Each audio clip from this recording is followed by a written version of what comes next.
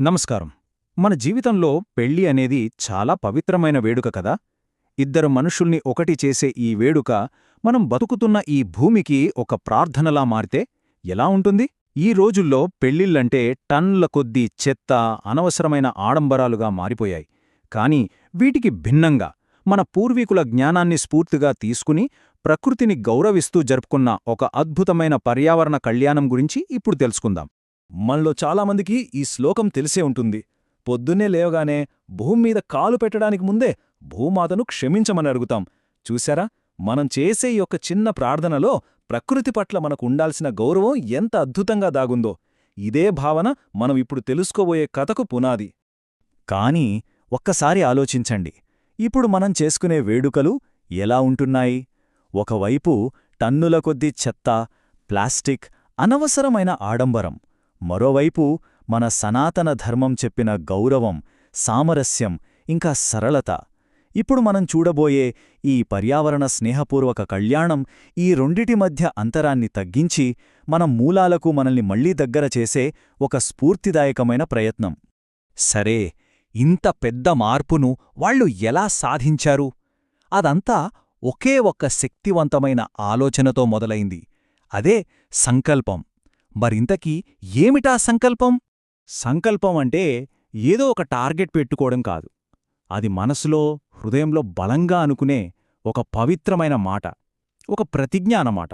వాళ్ల సంకల్పం చాలా సింపుల్, కాని చాలా పవర్ఫుల్. ప్రకృతికి ఎలాంటి హాని చేయకుండా ఈ దైవ కళ్యాణాన్ని జరపాలి, అంతే. అంటే ప్లాస్టిక్ ఉండకూడదు, చెత్త రాకూడదు, అనవసరమైన ఖర్చులు అస్సలు వద్దు.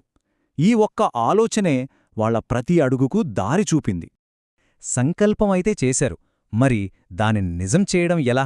ఇక్కడే అసలు కథ మొదలైంది. వాళ్ల ప్రయాణం షాపింగ్తో కాదు, అందరి భాగస్వామ్యంతో మొదలైంది. అదెలాగో చూద్దాం. ఇక్కడే చాలా ఆసక్తికరమైన విషయమేంటంటే వాళ్లు చేసిన పనులు. కొత్తగా కళ్యాణ మండపం కట్టలేదు. అక్కడే పాడుపడి ఉన్న ఒక పాత స్థలాన్ని తీసుకుని అందరూ కలిసి శుభ్రం చేసి దానికి కొత్త జీవం పోశారు. అక్షింతలు కావాలంటే షాపుకెళ్లి ప్యాకెట్లు కొనలేదు.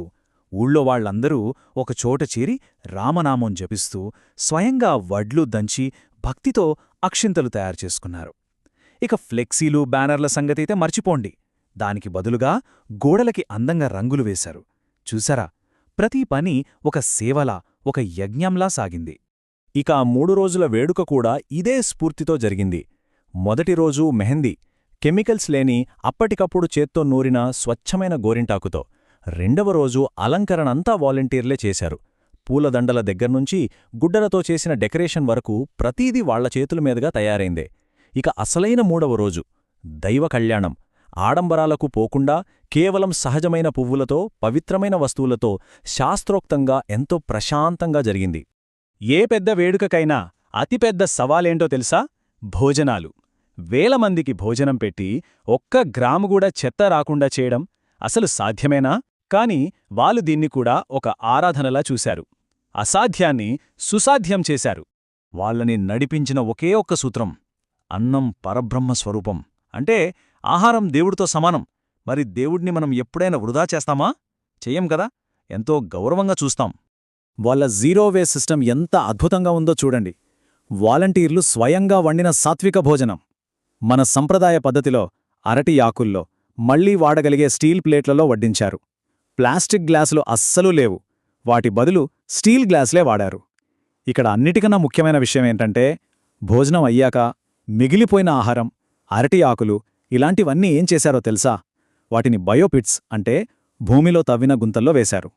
అవి సహజంగా కుళ్ళిపోయి భూమికి ఎరువుగా మారాయి. ఒక్క వస్తువు కూడా చెత్తకుండీలోకి వెళ్లలేదు. మరి ఈ పద్ధతిలో ఎంతమందికి భోజనం పెట్టారనుకుంటున్నారో? 100, 200 కాదు, ఏకంగా 1500 మందికి పైగా. మరింత పెద్ద కార్యక్రమం తర్వాత మిగిలిన చెత్త ఎంత? 0. అవును, మీరు విన్నది నిజమే. Zero waste. 1500 మంది భోజనం చేసిన చోట ఒక్క గ్రాము కూడా చెత్త ఉత్పత్తి కాలేదు. ఇది అసాధ్యమని మనకనిపిస్తుంది, కాని మనసుంటే మార్గం ఉంటుందని వాళ్ళు చేసి చూపించారు. అయితే ఈ కథ కేవలం చెత్తను తగ్గించడం గురించే కాదు, అంతకు మించి దీని అసలైన ఆత్మ ఆ సమాజంలో కనిపించిన ఐక్యతలో, అనుబంధంలో ఉంది. మనం ఒకటి గుర్తుపెట్టుకోవాలి. ఇది డబ్బులిచ్చి ఈవెంట్ మేనేజర్లతో చేయించిన ప్రోగ్రాం కాదు. ఇది సేవ. అంటే భక్తితో సమాజం సమర్పించుకున్న ఒక అర్పణ.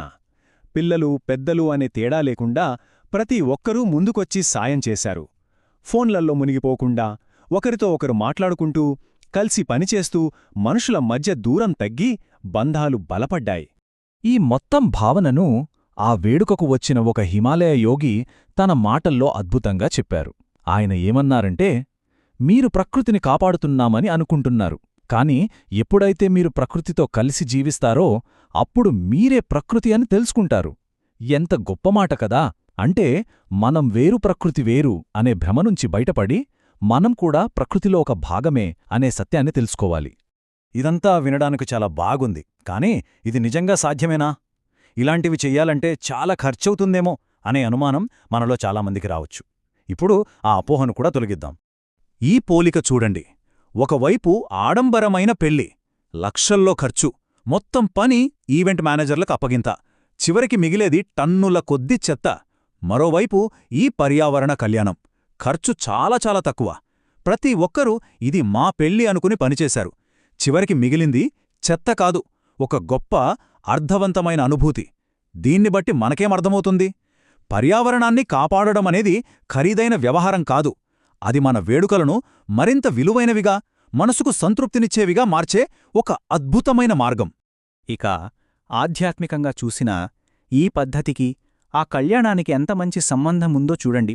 సీతాదేవి ఎక్కడినుంచి పుట్టింది? భూమి నుంచి. ఆమె భూపుత్రి. అలాంటప్పుడు భూమికి హాని చెయ్యకుండా ఒక కళ్యాణం జరపడం అంటే అది మనం సీతమ్మ తల్లికి ఇచ్చే నిజమైన నివాళి. ఇది మనల్ని బతికిస్తున్న ఈ నేలను, నీటిని, గాలిని కాపాడుకుంటామని మనం చేసే ఒక పవిత్రమైన వాగ్దానం లాంటిది. ఈ మొత్తం కథ మనకు ఏం చూపిస్తోంది? మనం వెతుకుతున్న సమాధానాలన్నీ మన సంప్రదాయంలోనే ఉన్నాయి. మన అసలైన బలం మన ఐక్యతలోనే ఉంది.